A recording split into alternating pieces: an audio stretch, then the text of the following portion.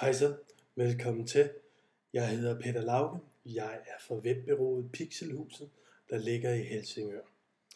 Jeg vil i denne række af videoer vise nogle små fif om, hvordan man bruger WordPress som blog eller som CMS-system.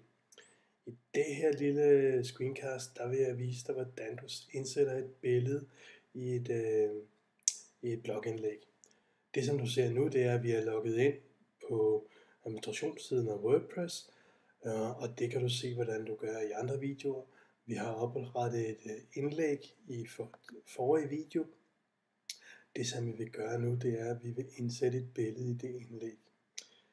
Jeg har 2 tabs åbne heroppe i toppen. Jeg plejer altid selv at arbejde med 2 tabs åbne. En, hvor jeg har administrationssiden, og en, hvor jeg har selve hjemmesiden, så jeg kan se, hvordan mit indhold ser ud på hjemmesiden.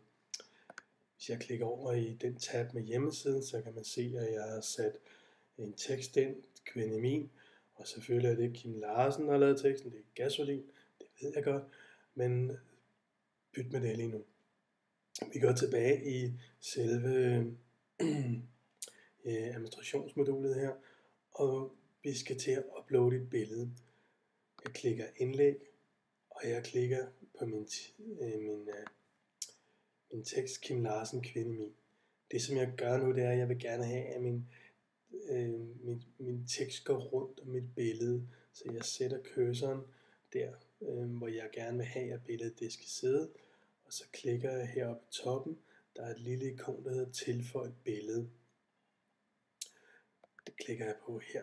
Så popper der et lille vindue op her, hvor jeg kan uploade nogle billeder. Jeg klikker vælg filer, og jeg har klargjort et billede, der ligger her. Det er vigtigt, at når du vil have et billede ud at ligge på internettet, at du først får optimeret billedet, så det fylder så lidt som muligt, og er beskåret sådan, som det skal bruges. Jo mindre et billede fylder, jo bedre og jo hurtigere kan folk tage det hjem til deres computer. Og der er stadig mange, der sidder på en langsom forbindelse. Så tænk over det, når du behandler dine billeder. Jeg klikker upload her, og så loader billedet op.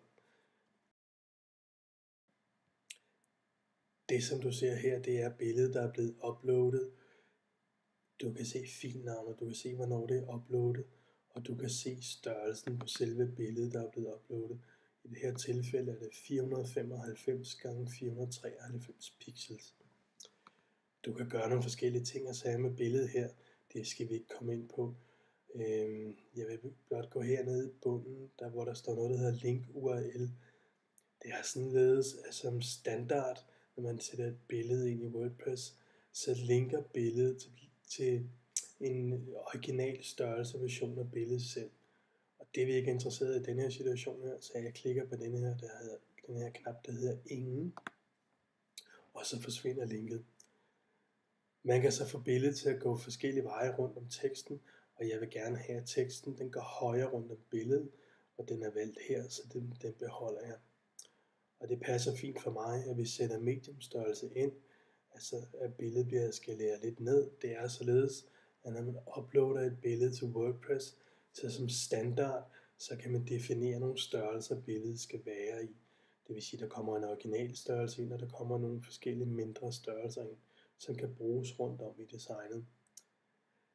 Det som du skal gøre nu, det er, at du skal klikke på knappen Indsæt i indlæg, og så kommer billedet ind og sidde i selve indlægget. Og teksten den går nu højere rundt om billedet. Det er sådan set det hele, så når jeg nu klikker opdater, og går over min hjemmeside og klikker genindlæs, så har jeg et fint billede her siddende ved siden af min tekst.